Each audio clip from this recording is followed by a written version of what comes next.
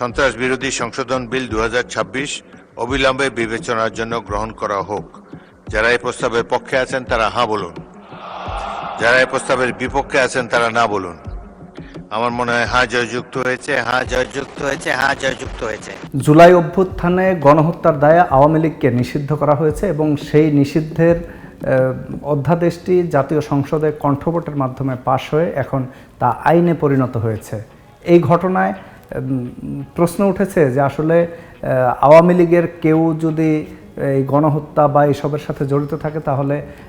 মানে দলগতভাবে আওয়ামী লীগকে এর জন্য দায়ী করা যায় কিনা এবং এই ঘটনার দায়ে আওয়ামী লীগকে নিষিদ্ধ করা যায় কিনা, মানে এই বিষয়টি কেউ কেউ বলার চেষ্টা করছেন। এর জবাবে বলা যায় যে জুলাই অভ্যুত্থানের সময় আওয়ামী লীগ প্রধান এবং আওয়ামী লীগের মানে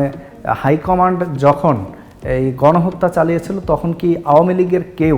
মানে একদম কোনো পর্যায়ের নেতাকর্মী এই বিষয়টি কি প্রশ্ন তুলেছেন যে না এইভাবে আসলে গণহত্যা চালানো যায় না? কেউ আসলে ওভাবে বলেননি, বরং সে সময় রাজাকার ট্যাগ দিয়ে বিরোধী পক্ষকে রাস্তায় আন্দোলনের সময় যেভাবে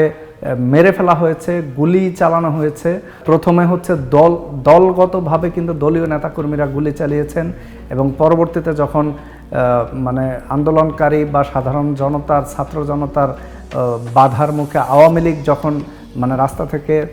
তাদের শক্তি সামর্থ্য হারিয়ে ফেলেছিল তখন পুলিশ প্রশাসন সহকারে বিভিন্ন বাহিনী দিয়ে এই গণহত্যা চালানো হয়েছিল।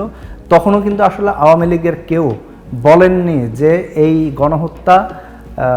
চালানো যায় না বা কেউ আসলে ওভাবে বাধা দেননি। এবং শুধু তাই নয়, যে আওয়ামী লীগের যে জোট ছিল 14 দলীয় জোট, তারা এই গণহত্যার মানে 5 আগস্টের 1-2 দিন আগেও আসলে তারা মানে গণভবনে গিয়ে বলেছে যে না আপনি যেটা করতেছেন বা আওয়ামী লীগ যেটা করতেছে সেটা ঠিক আছে এবং বিরোধী পক্ষকে মানে দমনের জন্য এভাবে গণহত্যা চালানোর জন্য তারা সায় দিয়েছিল। সুতরাং এই গণ অভ্যুত্থানে গণহত্যার দায়ে যেহেতু আওয়ামী লীগের কেউ আসলে ওইভাবে বলেননি যে না এই গণহত্যা চালানো যায় না, সেজন্য এখন এই যে মানে নিষিদ্ধ, যদিও এটা অন্তর্বর্তী সরকারের সময় নিষিদ্ধ ছিল, এখন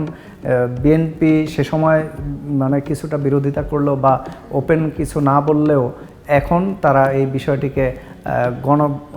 কণ্ঠভোটে পাশ করে সংসদে এখন এটা আইনে পরিণত করেছে। আওয়ামী লীগের কোনো পর্যায়ের নেতাকর্মীরা যেহেতু এই বিষয়টিকে তখন বাধা দেয়নি এবং তাদের দলীয় প্রধানকে থামায়নি, যে 1400 মানুষ যখন হত্যা করছিল তখনও কিন্তু তারা তাদের এই দলীয় প্রধানকে থামায়নি। 5 আগস্টের পর যখন তাদের দলীয় প্রধান দেশ ছেড়ে পালিয়ে পার্শ্ববর্তী দেশে আশ্রয় নিয়েছেন, এখন তারা বিভিন্নভাবে বলার চেষ্টা করছেন যে না এটা যদি করে থাকে মানে শেখ হাসিনা বা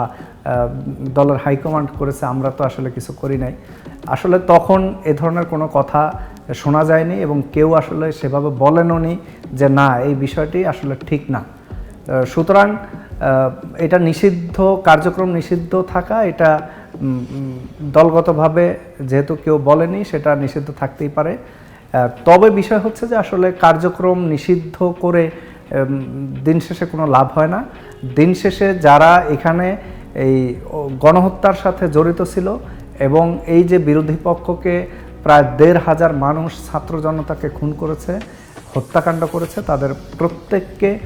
বিচারের আওতায় এনে এবং দলগতভাবে যদি আওয়ামী লীগ এই মানে আদালতের মাধ্যমে প্রমাণিত হয় তাহলে তাদেরকে শাস্তির আওতায় এনে পরবর্তীতে তাদের এই শাস্তি ভোগ করলে তাদের আবার যদি জনগণ চায়, মানুষজন যদি তাদেরকে সমর্থন করে তাহলে তারা রাজনীতিতে ফিরতে পারে। তবে কোনোভাবেই বিচার না করে এই যে কার্যক্রম নিষিদ্ধের নামে যাতে বিচার,